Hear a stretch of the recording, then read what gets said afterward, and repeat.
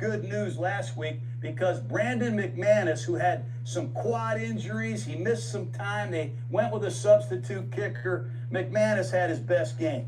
3 for 3 on field goals, 2 for 2 on PATs. That was impressive. You know what I love about Green Bay is they do little things to win games. Like if you watch that Minnesota Viking Packer game carefully, the play of the game was Zane Anderson. I mean, he's running down there. He's a gunner. He's covering a punt. The punt returner for the Minnesota Vikings, he's watching the ball bounce around Miles Price, and Zane Anderson knocks Price into the ball, recovered by the Packers, really started the blowout. Great play on special teams. The Lions have a heck of a kicker. What do you say about Jake Bates? I mean, they're in deep shit last week. 27-24 at the end of regulation. Bates has to kick a 59-yard field goal to tie the game right through the uprights.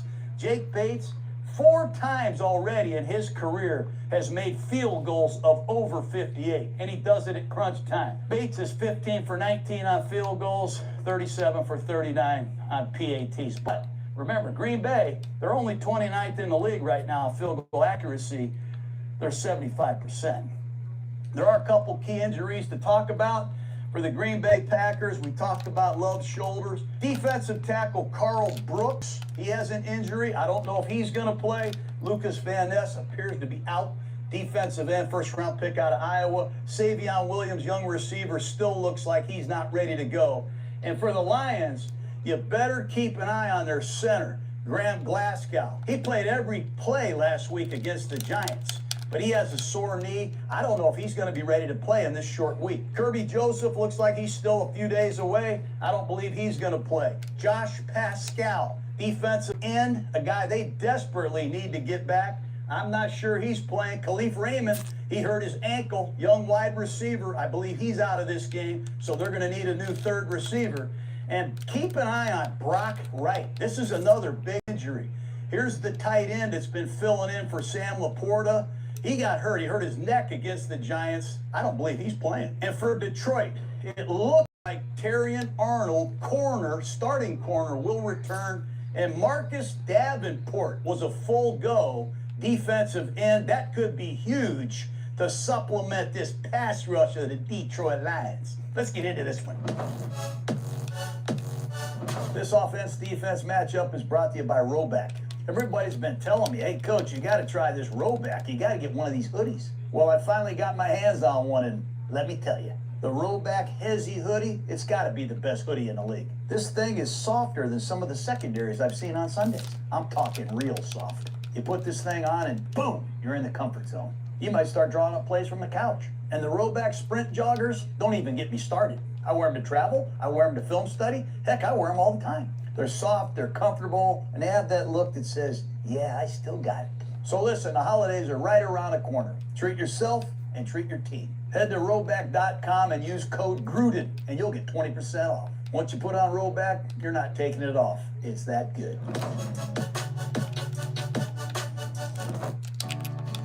Craving comfort, warmth, and cheer this holiday season?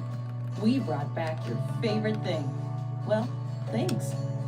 All the more holiday traditions. Only at Cracker Barrel. Yeah, I'm bad. Hannah, what are you doing with this guy? He's bad news. No, he's spicy and he's sweet, just like Devil's Reserve. Cheers to that. Devil's Reserve, raise a little health. Okay, this offense-defensive matchup is cool. It's Dan Campbell calling plays for the Lions against Jeff Hafley, excellent defensive coordinator of the Packers. You know, the Lions lose Sam Laporta. They lose a great receiver blocker. They lose a hell of a player. Now with Brock Wright hurt, the Detroit Lions are limited in what personnel groupings they can use, man. I mean, in the first 10 weeks, Detroit was in 12 personnel, 1 back, 2 tight ends, almost 35% of the time. In the last 2 weeks, they're only in 12 personnel like once the whole game. And now without these 2 tight ends, it might be gone forever. So Dan Campbell's got to adjust. Now, if you want to go into 11 personnel, yeah, you still got Williams, you still got Amon-Ra St. Brown, but we don't have Khalif Raymond. They're probably going to have to lean on Tesla, their rookie wide receiver out of Arkansas, to step up. And when they do get into their tight end sets, who the heck do they use if they don't have Brock Wright? If you're a Lion fan, take a good look at this. Ross Dwelly's from San Diego. He's in his 4th year, but he doesn't have much history in the league.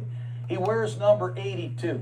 Dan Skipper, big offensive tackle, number 70, will play tight end in some critical situations, but that's a far cry from Sam Laporta and Brock Wright, let me tell you. You know, I listen carefully to all of the players' comments, and I keep hearing, we're not in a flow, we're not in a flow.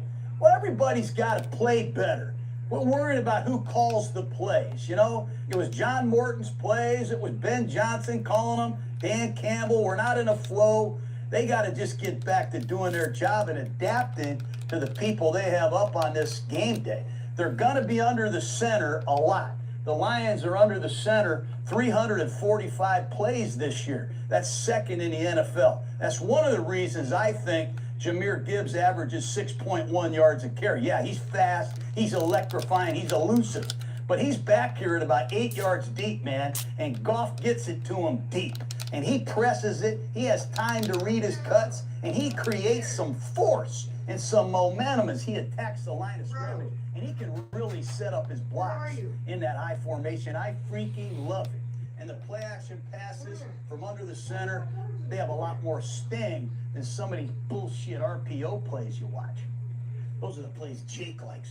The most consistent Lion this year has been Jahmyr Gibbs. And Green Bay's got to be careful with him. Out of the backfield, I know he doesn't average a lot of yards per catch. Their screen game hasn't quite taken off yet, but Jahmyr Gibbs can kill you in a hurry, man. He's got 6 runs of over 40 yards, and this man is on a historic pace. He's got 1,330 yards from scrimmage already. They got to be real careful with number 0. You know, in these rematch games, you really sit down as a staff and you watch the first game carefully, these division rivalries. And I know this, Dan Campbell was not happy with their offensive performance at Lambeau on September 7th. So what do you do in game 2? I think you're going to see a lot more of Jared Goff at the line of scrimmage. I wouldn't be surprised if they let Goff use some up-tempo, no-huddle offense, dummy snap counts, let Jared Goff recognize the coverage and get to some plays that he feels like they can make work against the coverage they see, instead of Dan Campbell over here trying to pick the right play and then letting Goff decide if it's good or bad. I think you up the tempo on a short week and get after some backup corners that could potentially be playing for Green Bay. The other thing is they'll take a look at some of the plays they ran against Green Bay and they'll run them the exact same way. Only it'll be a play action pass this time or a bootleg. So you'll use that first game to set up some complementary plays. Dan Campbell's always done a great job of that. And finally, even though it's a short week, Dan Campbell has a lot of veteran players that have been together playing on this offense. He's going to come up with some new plays that attack the structure of this Packers secondary. I would be shocked if there aren't some really cool plays that you haven't seen yet. You know, I hear a lot of people talking about how inconsistent the Lion offense is and play caller here, this, that, all the other. They're averaging 29.2 points a game, man. They averaged 33 points a game last year. They played some tough opponents. They've had a lot of injuries on this team, too. Taylor Decker at left tackle. Their left guard, Christian Mahogany's on IR. Hell, their center's hurt now. They have a rookie right guard, and their tight end is out. So they've had to deal with a lot of issues, as well as changing play callers. The number one issue in this game is pass protection. They have got to really take a good look how we can get help on Micah Parsons and how we can neutralize Rashawn Gary. They also got to really be shocked with what they saw from Devontae Wyatt of the Packers. And they have a rookie pass rusher named Brinson. I mean, who the hell is this guy? Number 91. They had an inside rush last week. They have the perimeter rushers. The pass protection plan is going to be huge. Chips, nudges. Make sure we alter the setup. Make sure we move the pocket. We got to make sure we help Jared Goff as much as we can in the pocket. You know, Jared Goff is unstoppable when there's no rush. When they give him protection, his QBR is over 125. He completes 80% of his passes. It's almost like completing passes against air. But when he's under pressure, remember, Goff is not going to take off and scramble. He's not running to his right, his left. He's not taking it up the gut. He is standing in there, creating passing lanes and throwing it. His completion percentage goes way down to under 50%, and his QBR goes way down.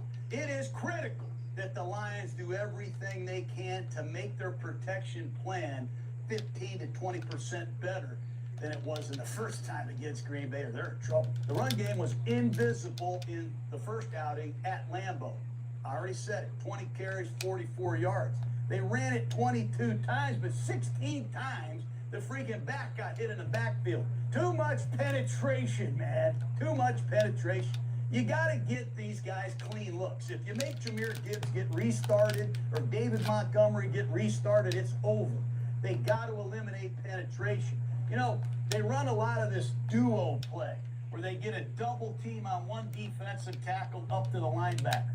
They get another double team to the play side linebacker. And they have critical blocks at tight end and tackle. A lot of times the receiver will come in to block the safety. But on this double team, Green Bay's not stupid. They're going to run the linebacker through to take the double team off of these defensive tackles. Well, they did not do a very good job limiting penetration in the first game. These guards got to be ready to lead the double team, boom, take off these inside linebackers that are shooting their guns. They got to do a better job eliminating penetration. Detroit is going to throw a lot of quick passes. Last week against the Giants, that ball was gone 17 times. I mean, Goff hit 16 out of 17 inside of 2.5 seconds. They run a lot of tunnel screens. Ask Amon-Ra St. Brown, he caught his 500th pass for a touchdown on one. They love to throw these tunnel screens to the right. And when they do, they throw the quick screen out here to a receiver. They lure the defensive end up the field. And when they go to the right, they get Penei Sewell coming down here on the kick-out block. It's a thing of beauty, man, seeing this big freaking guy roaring out there, smashing corners, setting up key blocks for long runs after the catch. A lot of quick screens, a lot of quick passes. That will help neutralize the pass rush. I also look for Detroit to feature Amon-Ra St. Brown even more than they already have. Now, St. Brown hasn't really had great success in his past against Green Bay, but when you watch Amon-Ra St. Brown, 50% of the time he's in the slot, and about 45% of the time he's outside. He has 350 plus inside, 350 plus outside. They're moving him all over the place to make him the #1 receiver on almost every single play. They have got to do a great job getting him the ball. I also wouldn't be surprised with the injuries at tight end, with the injuries to Khalif Raymond, if we don't start seeing some rocket backfield sets. Let's play Montgomery and Gibbs together. Let's get both of these guys on the field and get them more touches. Last thing I'll say about the Lions, they make more yardage after the catch than just about anybody. They're second in the league with 153 yards a game after the catch. That's just 1 yard behind the Kansas City Chiefs. So it's really important that we get the ball out of our hand, somebody catches it, protects it, and runs. And Green Bay is going to have their best tackling game of the year. Let's take a look at this Packer defense. Last week when I watched the Packers, it kind of reminded me when I was coaching the Bucs my first year here. We had Sapp, we had Simeon Rice, we had Spires, we had some guys who could really rush the passer. But they never really became truly what they could be until we started scoring points on offense. When we started getting some 2-possession leads where the team got into a predictable passing situation. That's what I saw from Green Bay last week. They've been in a lot of tight, one-score games where the play selection is oftentimes run, pass. You don't know what it is. But when they got a big lead against Green Bay, good God, they unleashed the fury, man. And it was fun to watch. And I think that's the greatness that's ahead for this defense. If the Packer offense can do their part, take care of the ball, score some points, and get a 2-score lead, this pass rush could be championship level. They could be dominant. When you watch Green Bay, I already said it, they're one of the top tackling teams in the league. And they do it with great effort, and they play a lot of zone coverage. They play more zone than just about anybody in the NFL. They don't blitz often. Just 20% of the time, they don't have to blitz because their pressure percentage with a 4-man rush puts them in the top 7 or 8 of the league. And when you put pressure on Jared Goff with 4 guys, and you got 7 guys playing some kind of zone, keying the quarterback, and they see him throw the ball to Gibbs over here, these guys have the athleticism and the effort and the togetherness to really hurt you, man, bringing you to the ground, brother. I love it. It's a tremendous style of defense. They disguise their coverages. It's not just Tampa 2, it's cover 6. It's 3 cloud. It's Tampa double sky. They got a lot of coverages that rotate differently at the snap of the ball, and Goff or whoever's at quarterback is under pressure. And if they start getting a 2-score lead, you'll be under a lot of pressure, man, because these guys are badasses. I mean, you watched that Minnesota game last week, 5 sacks, no touchdowns, 2 fourth-quarter interceptions. Overwhelmed. That's about how I can put it. They overwhelmed Minnesota's offensive line. It was a real butt kick. The most important thing Green Bay will have to do in this game is stop the run. Now, a few weeks ago, they were the #1 run defense in the league, but they have been hurt a couple times. You know, my friend Rico Dowdle had 130 yards, 25 carries in Green Bay. And then Tyrone Tracy of the Giants was close to 100 yards as well. So they have had some leaks in their run defense. But they have got to do a great job on Jahmyr Gibbs and David Montgomery, just like they did the first time around. You know, Jahmyr Gibbs has never had over 65 yards rushing against the Green Bay Packers. Jahmyr Gibbs has never had more than 80 yards from scrimmage. That means rushing and receiving. Green Bay's kept a lid on number 0. That's important, because if they can get you behind in the chains, 2nd and 10, 2nd and 9, like they did in Lambeau, watch out. They want to get Detroit in 3rd and long. The Lions, incredibly, are not doing well on 3rd down, just converting only 36%. That's 25th in the league. So you can see the pass protection issues show up a little bit on 3rd down. It's important that Green Bay stops the run and gets Detroit some long yardage 3rd down situations. I know it's easier said than done. Stop the run and find St. Brown. They've done a hell of a job of both in recent years. They've held Gibbs in check. That doesn't mean they will on Thanksgiving Day. But St. Brown has been held under 60 yards receiving in 6 out of the last 7 outings against Green Bay.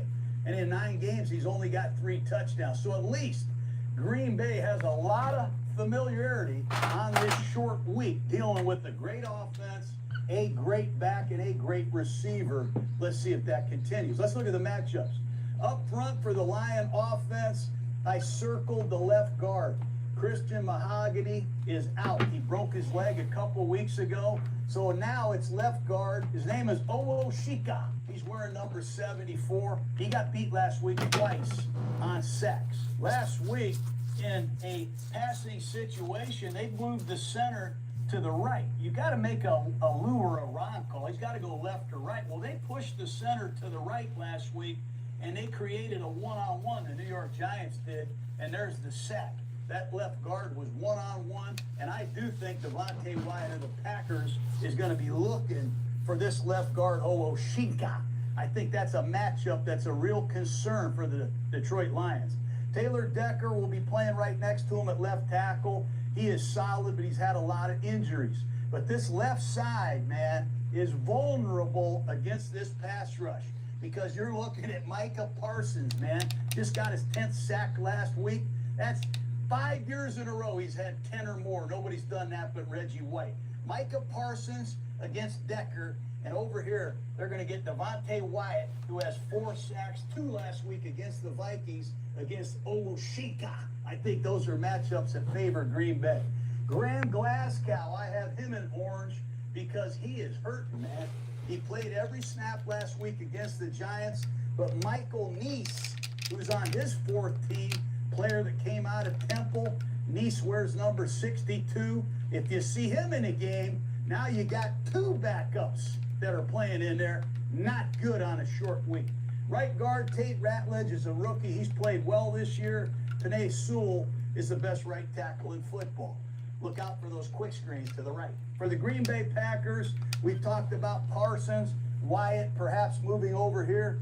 Keep an eye on this nose tackle, Wooden, number 96. He's playing very well. And they put in a guy last week, number 91. His name is Warren Brinson. This guy's a 6th-round pick out of Georgia. He had 5 pressures, man, and 15 rushes. He had a half a sack, but he raised hell in there, man. So when 91 comes in with 95 Wyatt, they got some young energy blitzing up the gut. The other player I love who doesn't get any credit is Rashawn Gary. I mean, this guy's got 7.5 sacks. He's hit the quarterback 15 times. And when you talk about sure tacklers, you know, Rashawn Gary has 37 tackling opportunities. How many times do you think he's tackled the guy? How about 37? He's the only guy that's 100% in terms of being a sure tackler with over 30 attempts. Rashawn Gary's a badass, okay? Parsons is a badass. And this Kingsley Enagbare guy, number 55, he's dangerous coming in as a backup. They have a nucleus of guys that can rush the passer, right side, left side, inside, and outside. They have stunts, multiple fronts, and they do a great job on a consistent basis. One of the best things Green Bay has going other than their pass rush is these 2 safeties. I mean, when you look at Xavier McKinney and Evan Williams, you're looking at the 3rd and 4th leading tackler. Xavier McKinney has 2 picks this year. He had 9 last year. He's got 64 tackles. And one of the reasons that Green Bay is number 1 in the NFL in fewest yards allowed per play is they don't give up big plays. These guys keep the ball in front of them, and they can make one-on-one tackles, and they have great range. McKinney's a hell of a player, and this second-year safety, Evan Williams, he has 3 interceptions. He's got 1 last week against Minnesota. He finished the Giants with the 4th quarter pick in the end zone. Hell's bells, man. He's got 62 tackles.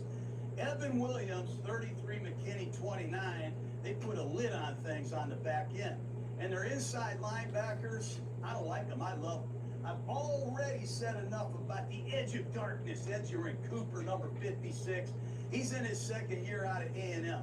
He's got 2 forced fumbles, 2nd on the team, 77 tackles. One of the reasons why some of these checkdowns and these screen plays don't work is Cooper blows them up. He's in the 2nd year of this defense. He knows it better. He's stronger. He's got a lot more stamina. I really like it. Quay Walker, their leading tackler with 84, 1st-round pick out of Georgia. He didn't play last week against Minnesota with the stinger. Not sure about him this week, but I would be shocked if he doesn't play. In his absence, you mean to tell me they got their team captain,